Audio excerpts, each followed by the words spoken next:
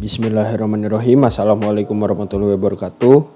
Perkenalkan, saya Hilmi Wicaksono Pamularso, Informatika Undip 2018 dengan NIM 240601118130086. Di sini akan mempresentasikan apa yang sudah saya ceritakan ulang mengenai jurnal yang berjudul Perancangan Sistem Bisnis Intelligence menggunakan OLAP sebagai pendukung pengambilan keputusan finansial berbasis web dengan metode waterfall. Studi kasus PT Tirta Marta yang ditulis oleh Muhammad Anis. Sebelum saya langsung terjun ke dalam studi kasus ini sendiri, saya di sini sebelumnya akan menjelaskan mengenai apa itu PT Tirta Marta, apa itu Business Intelligence, apa itu OLAP, dan apa itu metode waterfall. Yang pertama, PT Tirta Marta. PT ini dibangun sejak tahun 1971 dan berbasis di Tangerang, Banten. PT Tirta Marta ini bergerak dalam bidang pembuatan kemasan. Kemasan-kemasan yang dibuat ini tidak hanya untuk kemasan-kemasan makanan, tetapi juga kemasan-kemasan farmasi, kembang gula, bahan kimia, elektronik, bahkan kemasan-kemasan kosmetik. Tetapi kemasan plastik yang biasa dibuat dulu oleh PT Tirta Marta bukan selalu menjadi solusi utama. Karena seperti yang kita ketahui, plastik itu tidak mudah didaur ulang oleh alam itu sendiri. Karena itu, PT Tirta Marta mulai menggunakan teknologi yang bernama Oxium dan Ecoplast. Teknologi kemasan plastik ini dapat didaur ulang oleh alam, tidak seperti plastik-plastik pada umumnya. Lalu PT Tirta Marta ini menyediakan kemasan-kemasan ini tidak hanya untuk perusahaan-perusahaan yang ada di dalam Indonesia sendiri, tetapi juga untuk negara-negara lain di Asia dan Amerika. Berikutnya saya akan menjelaskan mengenai Business Intelligence, berpaut kepada buku yang ditulis oleh Sven Schepps yang berjudul Business Intelligence for Dummies. Business Intelligence adalah insight bisnis yang tepat waktu, akurat, dan bernilai tinggi, serta mencakup proses kerja dan teknologi yang digunakan untuk mendapatkan insight bisnis itu sendiri.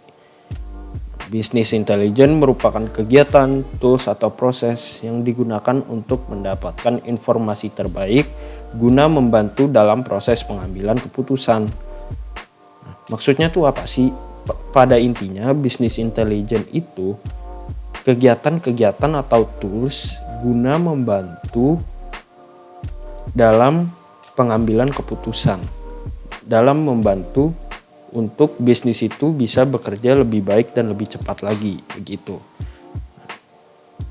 Nah, di zaman sekarang yang business intelligence, yang dimana kita semua tahu teknologi sudah terimplementasi di mana-mana.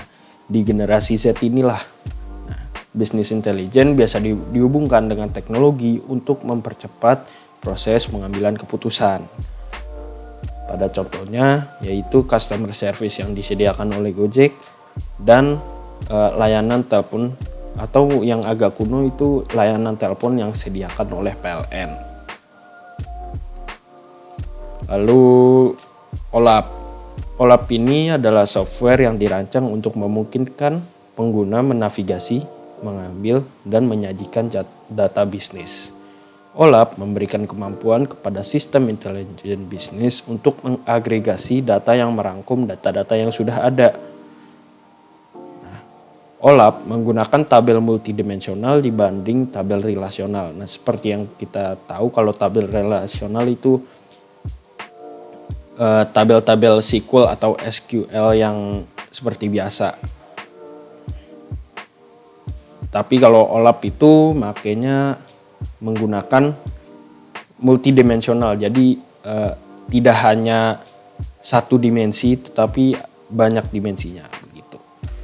OLAP pada dasarnya memotong proses yang tadinya terlalu rumit langsung disimpan ke dalam data warehouse dengan format yang sudah report ready. Ini berpaut juga kepada buku Schweinschaft's Business Intelligence for Dummies.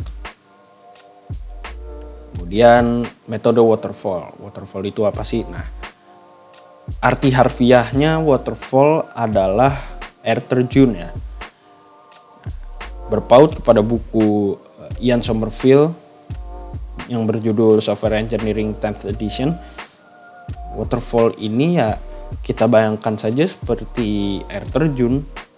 Jadi hanya bisa turun saja begitu. Untuk naiknya ya kalau air seperti yang kita tahu siklus air kan naiknya kalau misalkan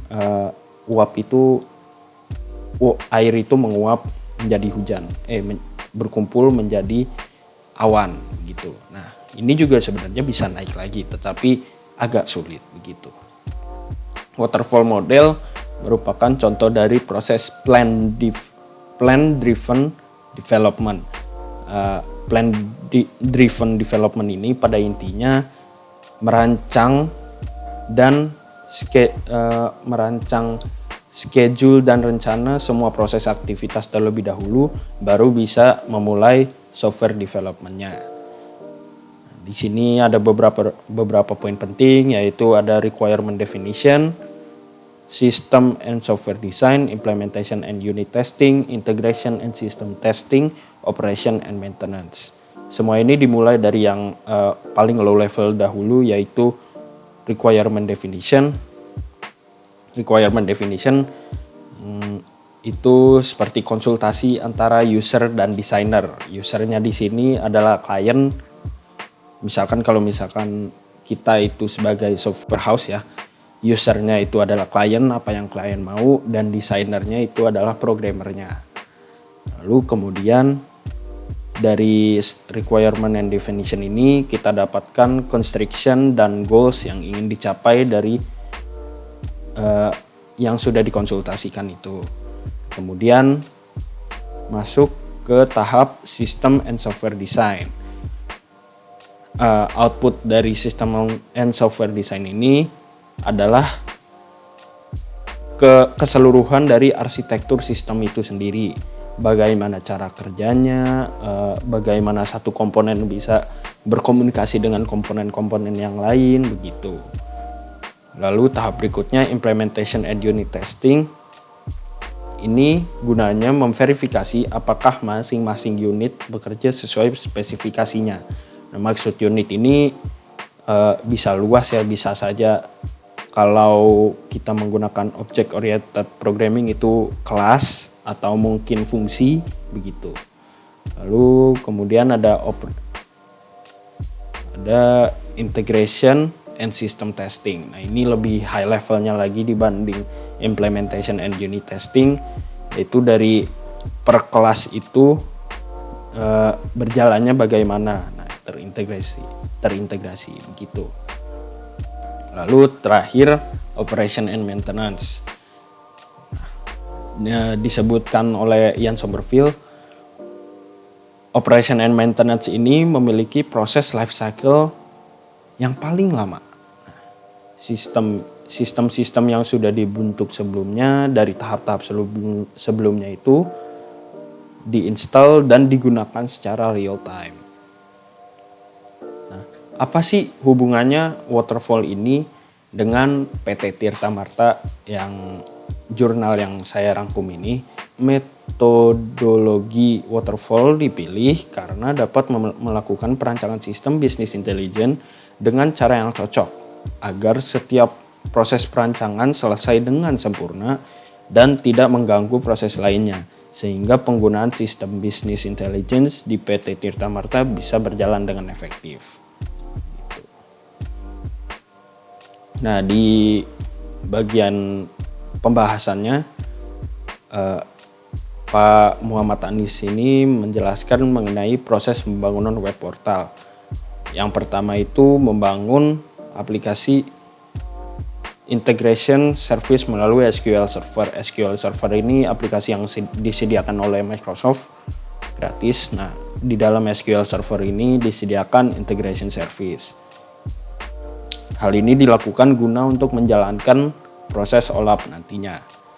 Lalu yang kedua yaitu membuat report memakai aplikasi SQL Server Reporting Services. Nah, ketika memasuki tahap ini harus dipastikan data-data yang dipakai sudah sesuai atau belum. Hal ini digunakan agar menghindari terjadinya kesalahan data. Kita tidak mau kan misalkan data yang mau diambil bulan ini tapi yang masuk malah bulan sebelumnya begitu. Tahap yang berikutnya yaitu membuat website. Pak Muhammad Anis ini menggunakan aplikasi Microsoft Visual Studio. Tahap keempat, membuat integration service project. Hal ini dilakukan dengan pembuatan dimensi table dan tabel fakta. Tabel fakta ini seperti yang kita tahu kalau misalkan di skema star database itu tabel faktanya itu bagian tengahnya gitu. Yang dimana isinya adalah foreign key dari dimensi tabel yang lain begitu. Lalu yang terakhir membangun reporting service project dengan melakukan pembuatan report dalam lingkungan reporting service. Nah, report yang dibangun ini tentu saja harus sesuai dengan kebutuhan user. Jangan sampai nanti tidak sesuai begitu. Nah, kemudian ini adalah survei-survei yang dilakukan Pak Muhammad Anis kepada divisi finansial dari PT Tirta Marta. Gambar ini menjelaskan hasil kuesioner tertinggi itu pertanyaan nomor 2 dengan total 164, yaitu kebanyakan responden setuju dengan pendapat informasi yang dihasilkan dari sistem business intelligence ini akurat dan efektif. Lalu diagram ini menjelaskan yaitu kebanyakan responden setuju dengan pendapat sistem web business intelligence ini menghasilkan laporan yang tepat sesuai dengan yang responden butuhkan. Lalu diagram ini menjelaskan bahwa kebanyakan responden setuju dengan format laporan yang ada dalam web bisnis ini sesuai dengan yang dibutuhkan. Nah, dari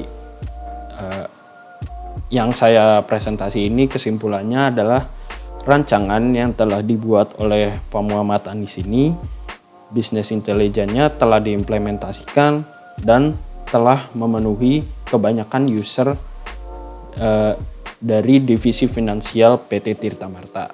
Kurang lebihnya mohon maaf, apabila pertanyaan silakan di drop di kolom komentar. Terima kasih. Wassalamualaikum warahmatullahi wabarakatuh.